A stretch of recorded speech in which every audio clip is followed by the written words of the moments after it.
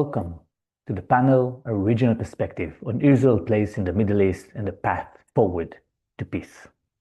I'm pleased to host in this discussion our dear partners from across the region, Dr. Jawad Anani, former Foreign Minister of Jordan, Muhammad Baharoun, the CEO of Bukhut Dubai Public Policy Research Center, Farah Badur, Political Advisor and Director of Seeds of Peace in Jordan, Dr. Aziz El-Rashian, Senior Policy Fellow at Mitvim and the Arab Gulf State Institute in Washington, and Ambassador Abdurrahman Salahuddin, former diplomat and senior advisor to Egyptian Foreign Minister.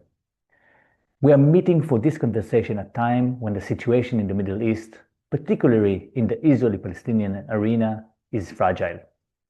We have reached a point where the Arab states have succeeded to unite and convince President Trump to bring an end to the intense war in Gaza.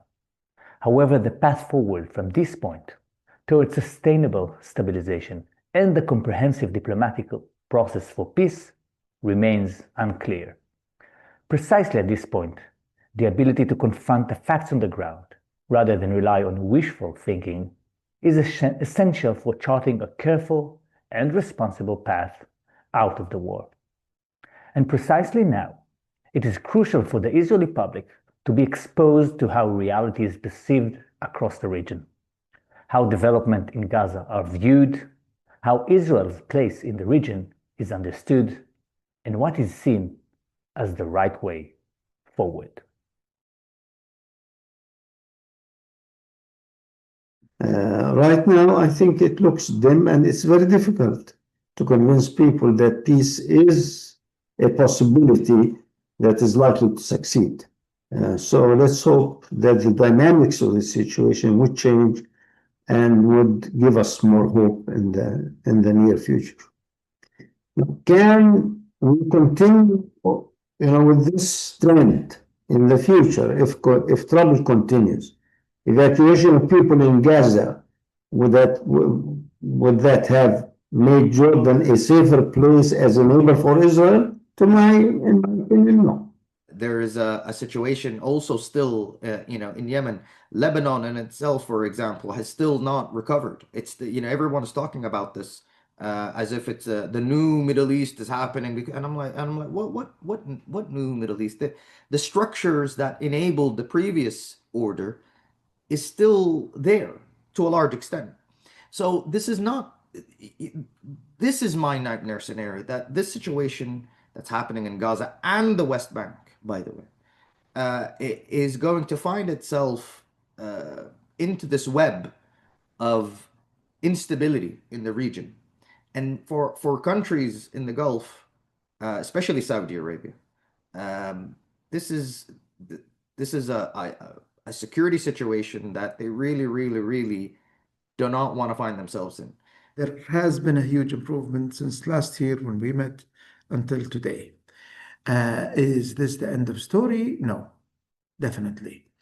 But before I go to what we should expect or not expect, the challenges, I would want to highlight something I think very important. As you mentioned, a number of countries came together and convinced President Trump to support this initiative. And I think that is an extremely important aspect. The second important thing, which is again a positive thing, we've seen today a new introduction of this concept of collective security. So the international security force that is now gathering up steam is a group of countries who are saying we are willing to invest in the security of Israel. The Abrahamic peace brought in the economic integration and the cultural integration. I think the Gaza peace plan brings in the security element. Put all of these together, you have a very good solution for the region. When I look at the region today, I see a paradox, enormous potential for a new strategic order, yet equally powerful forces pulling it apart. In simple terms, Israel is shaping the emerging security landscape, while the Arab and Gulf countries are defining the diplomatic one. And the tension between these two centers of gravity will determine whether the Middle East moves toward integration or further fragmentation. Since October 7, Israeli operations from Beirut to Tehran reflected an assumption that regional order can be engineered only through coercive sequencing, through neutralizing threats, through decapitating leadership, and imposing new red lines by force. This is not merely a military strategy, it's a traumatic worldview, one that's shaped by the shock of October 7th and rooted in the conviction that Israel must never be dependent on any partner for its own security. Yet the April 12 attack and later the Qatar strike exposed both the reach and the fragility of this Israeli logic. The rapid interception of Iranian missiles by the Middle East Air Defense Network, which was orchestrated under the CENTCOM, demonstrated the most sophisticated regional coordination ever seen.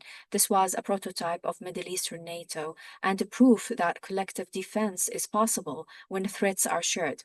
Yet, that very success revealed dependence. Israel air defense would have been overwhelmed without Arab airspace cooperation and, of course, the US ammunition. Then came the Doha attack, which ruptured the trust and the momentum created in April. A shared security moment ended in the collapse of confidence. So, yes, Israel shapes the security map, but it does so in a way that risks isolating itself from the very partners it depends on, whether it admits that dependence or not. A unique window remains open. Iran's vulnerability following the weakening of its proxies network has created an opportunity for a new regional security compact, one that could neutralize not only Iran's disruptive role, but also non-state actors like Al-Qaeda and Daesh. So if regional actors can build on the April model, integrating defense coordination with diplomatic frameworks, we could see the emergence of a sustainable regional order. But the greatest challenge is that these two spheres, security and diplomacy, are still evolving in isolation rather than in coordination, even as Iran and its proxies are working to rebuild their capabilities in the region. I look back and I don't see that today we are in a better situation than the situation we were 2 years ago. Yes, I know. I recognize that Israel was able to strike effectively and heavily against three of its enemies, Iran, Hezbollah, and Hamas. Yes, that happened. But actually, all the three of them are still there. And they can rebuild and they can reconstitute another threat in, say, 5 to 10 years' time. And then we would go again into this vicious cycle of violence.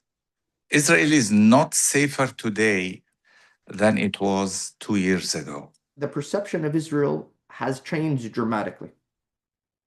And this is where it becomes also an issue. Firstly, the perception of Israel, because of the regional trauma that I was talking about, it is the lowest it's been for a long time. I always refer to the second Intifada in late 2000, because I remember that vividly. Secondly, there is something that I think that is not being appreciated enough, and many people will be surprised about, which is the threat perception of Israel. I think after what took place in Iran, many people like Netanyahu will say, but they're going to love us, aren't they? And actually, no, they saw something completely different. And then Qatar, the strike on Qatar in Doha. I won't say fundamental. It's not fundamental, but it significantly changed the perception of Israel now. And you know how I don't like to be monolithic, but it changed the perception of Israel, especially for the youth, Roy. Now, for one calculus or another, it might be a good thing for Israel to get rid of this plan and go back to doing what it used to do, act freely, on its will, free fire whenever it wants, possible. But will it provide Israel with not only collective security, but also integration, not only in the region, but across the globe? That was the promise of IMEC. That was stopped by the war. This was the promise of integration that is now people are doubting because of the security calculus of Israel that led Israel to attack Doha. Frankly, Israel needs the region more than the region needs Israel. IMEC was supposed to go through Haifa, but if it doesn't go through Haifa, it will have to go somewhere else. It could go through Tartus, it could go through Beirut, it could go through a number. If it doesn't work, then we've got the development road. It's a, this is the way it has always been. Either you're part of a group or you're alone.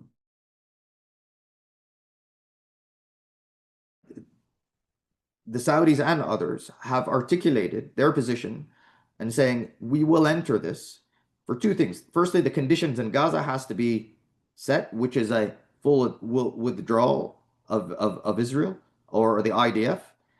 And there has to be a clear-cut political pathway. And in my opinion here, this is where also a third thing that is very important, which is the role of the PA.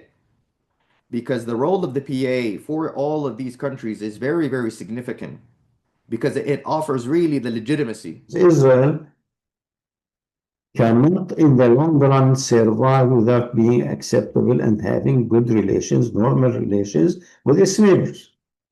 Jordan so far, as you know, has not used any of the superlatives that would be that would cause a reversal in relations between Jordan and Israel, despite the fact that we are extremely unhappy with what is happening in the region right now, especially in the Palestinian territories, because that would impact our lives in Jordan so much.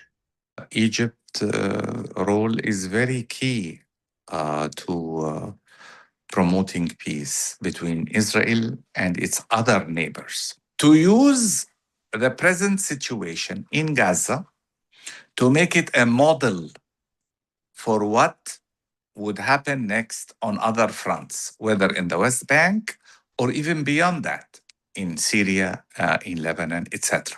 Egypt is willing to do its part in all what I just mentioned. We are, I think, planning to host by the end of this month a reconstruction conference for Gaza. We are already participating in close consultation with the American administration and with other partners about the other two aspects: the Board of Peace activities, the establishment of a Palestinian technical administration, and also on the ISF. We want to deal with Israel as a state, a responsible state that observes international law and behaves like one. This is the same approach we had to Iran, and this is exactly the same approach we had to Syria, and now this is the same approach we have to a Palestinian state. We need a state because once there is a state, there is no occupation.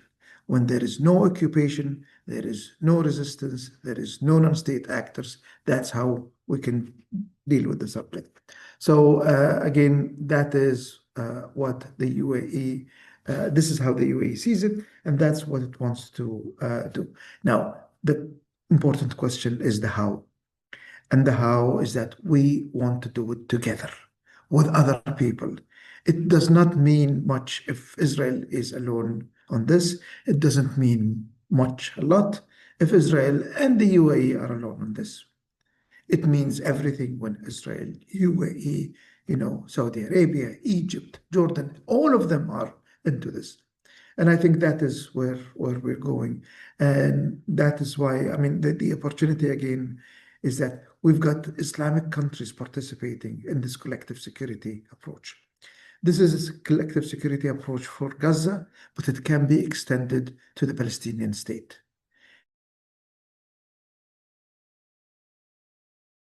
And so the message that I want to say is that we need to be speaking for each other. We hear you, you hear us. Also, you know, our neighbors, the Palestinians, they're both our neighbors. We all have to be speaking to each other together, collectively. There have been narratives that try to impose that we should never work with each other, but it just shows you really the power of trying to find people that are like-minded, that share the same principles of moving forward, that have the same end goal, and the same morals. And I think that will overcome anything. So I just really appreciate this. Well, I have 2 or 3 sentences that I would like to, and even some of them maybe put in a question form. Israel is a democracy, but I cannot understand why in a democracy a certain man can rule over the Israeli politics for 30 years. To be honest with you, I, as an observer, outside observer of Israeli society, I would say, oh, then what the heck is this? If we, you know, if we don't die of wars, we're going to die by the problems that are resulting as a result in the absence of peace, of the problem, like environmental decadence. And hopefully, Mitvim and others and the Israelis who believe in peace and the feasibility of peace in the future, to tell them that, you know, you have a partner. In Jordan, you have people who believe in that, and we are going to use, but give us the opportunity to convince our constituencies. After 31 years, the treaty still stands in a region where warmth is elusive and agreements are fragile. Nothing imposed from above without shared purpose and interest could have endured this long. This is not a cold peace, it's a robust peace. Nothing proves this more clearly than the past 2 years, during which this treaty has faced some of its hardest tests, and yet again, it endured. Let there be no illusion that this peace is guaranteed. Its resilience depends on leaders who choose political courage over complacency and on the willingness of both peoples to protect what was so bravely begun. Perpetual war shouldn't be Israel's destiny in the region, and frankly, shouldn't be the region's destiny with Israel. People are looking at the opportunity Israel can present to the region. This was the whole idea of the exercise of the Abrahamic Accords, looking at Israel as a partner rather than a foe or an enemy. And we have, you know, sort of have a proof of concept of what does that mean, that cultural integration is possible, war and peace is possible, economic integration is possible. All of these things we thought that, you know, Israel would never believe that the Arab world would absorb it and deal with it. All of this has been dispelled.